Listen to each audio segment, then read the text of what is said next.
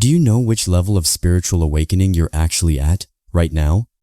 Because here's the thing, most people assume they're at the beginning, when in reality, the change is already happening inside them, in how they react, how they think, how they relate to other people. Could mean they've moved much deeper into this process than they realize.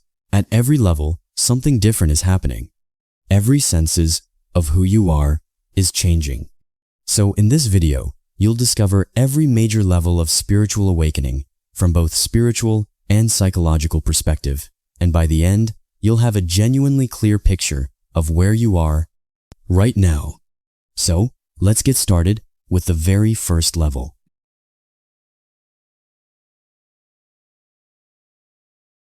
So let's start where most of us begin. At this level, life is almost entirely driven by the surface. Your happiness depends on what happens outside of you. Praise makes you feel valuable. Rejection makes you question yourself. Success makes you feel worthy. Failure makes you feel small. And the thing is, none of this feels like a problem because it just feels like you. One hallmark of the pre-awakened state is that we're not fully present to what's actually driving our experience. We're just inside it, reacting automatically, following the script that habits, emotional triggers, and social expectations have written for us. Psychologically, a huge portion of everyday behavior runs on autopilot. Learned associations, emotional patterns, and expectations shape responses before much conscious reflection even gets a chance to happen. You may not recognize these patterns because they don't announce themselves. They just feel like life. But the very first crack in all of this, the first real moment of awakening, doesn't have to be mystical. It can be as quiet as asking yourself, why did I react like that? Or, why does this even matter so much to me? That small question is the beginning of everything.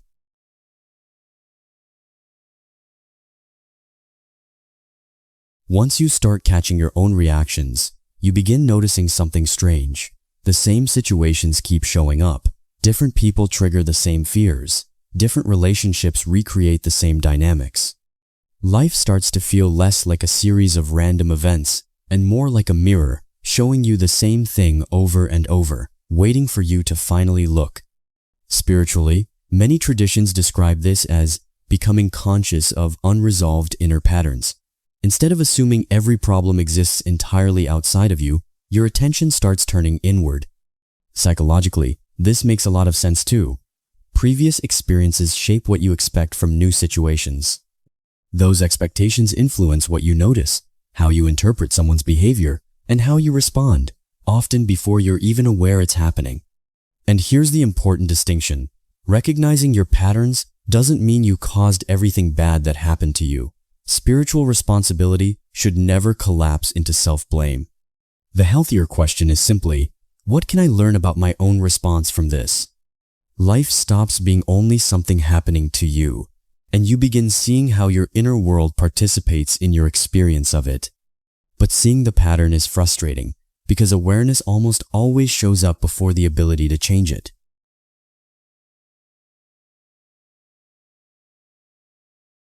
This is where things get uncomfortable. Awakening isn't always peaceful. At this level, the parts of yourself you've been avoiding start surfacing. Jealousy you didn't know was there. Anger you thought you'd moved past. Insecurity hiding underneath confidence. Resentment you never fully processed. Spiritually, this is often called confronting the shadow. And the whole point isn't to become ashamed of what you find. It's to stop pretending it doesn't exist. Psychologically, suppressing uncomfortable emotions doesn't resolve them. Emotional awareness means being able to identify what you're feeling, recognize what triggered it, notice the impulse that follows, and then choose how to respond. That's very different from spiritual bypassing, which is when people use spiritual ideas to avoid uncomfortable psychological realities. Instead of acknowledging hurt, it becomes, I'm above negative emotions.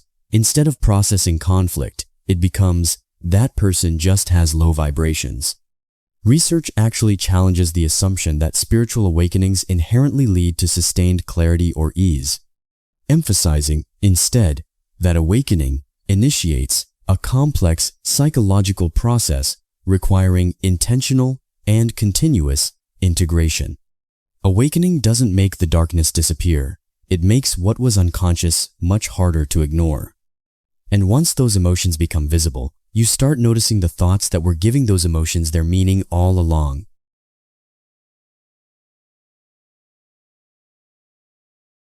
This one is a genuine turning point. Before this level, thoughts feel inseparable from identity. I'm not good enough doesn't feel like a thought, it feels like a fact.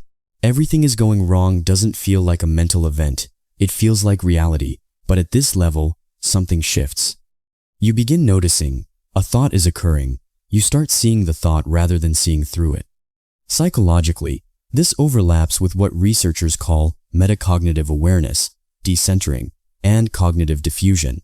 The basic idea being that you can observe a thought without automatically obeying it.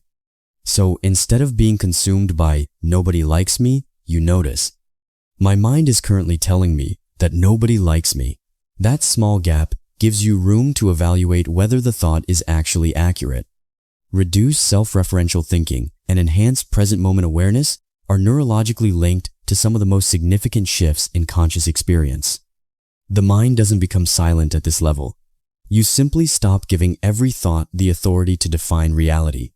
But once you stop believing everything the mind says, you run into something unexpected. The mind desperately wants explanations, and that brings us to the next level.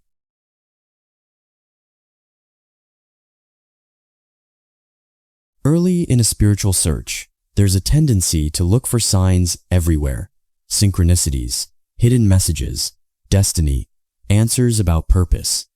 The mind turns everything into a clue because uncertainty is genuinely uncomfortable. Psychologically, humans are wired to dislike not knowing.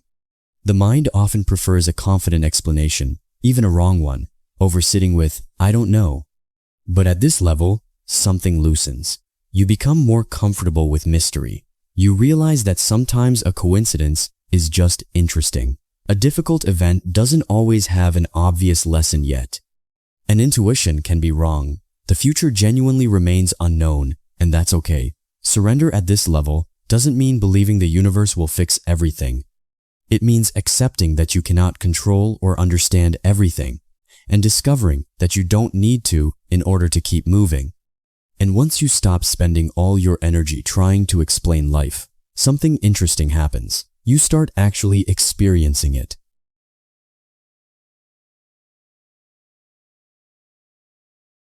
At this level, ordinary moments start feeling different, not because the world changed, but because your attention did. You become more sensitive to silence, to nature, to music, to a simple conversation. You stop needing constant stimulation to feel alive. One hallmark of a more awakened state is the ability to be fully present, bringing complete attention to ordinary moments throughout your day, whether eating, walking, or conversing, without judgment or distraction. Most of us are somewhere else most of the time. We eat while distracted. We listen while preparing our answer. We rest while planning tomorrow. Mindfulness research shows that attention can be trained to notice when it wanders and return to immediate experience, and the effects of that practice go deeper than relaxation. Research shows that states of complete absorption share neurological similarities with spiritual states, including reduced self-referential thinking and enhanced present moment awareness. The experience doesn't become more sacred. You become available enough to notice that it already was. And as attention becomes less trapped inside your own mental commentary, something else begins to shift. Your sense of being the center of everything starts to loosen.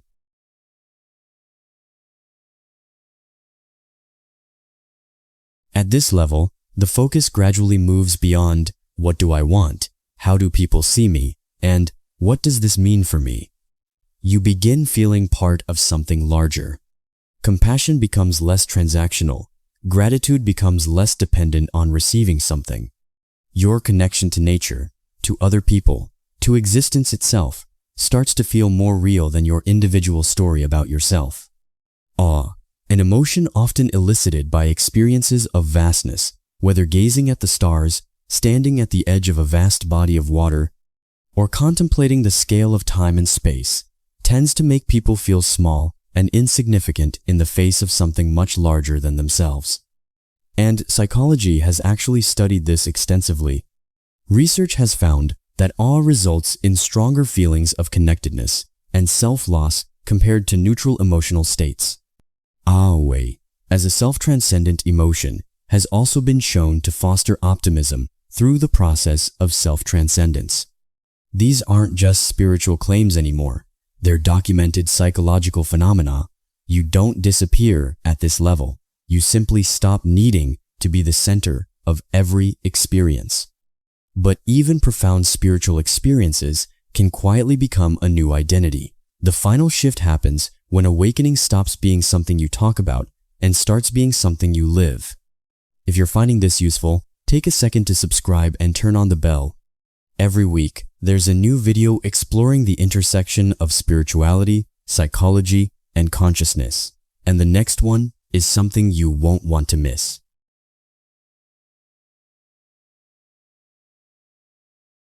This is the deepest level, and it might surprise you because it looks the most ordinary. At this level, you no longer need to prove that you're awakened. You're not performing consciousness. You're not announcing your level of awareness. Spiritual growth becomes visible through the small, everyday things: how you respond when someone insults you, how you handle a plan falling apart, how you show up when nobody is watching. The deepest spiritual realization doesn't encourage withdrawal from the world, but actually grounds engagement in humility, care, and service.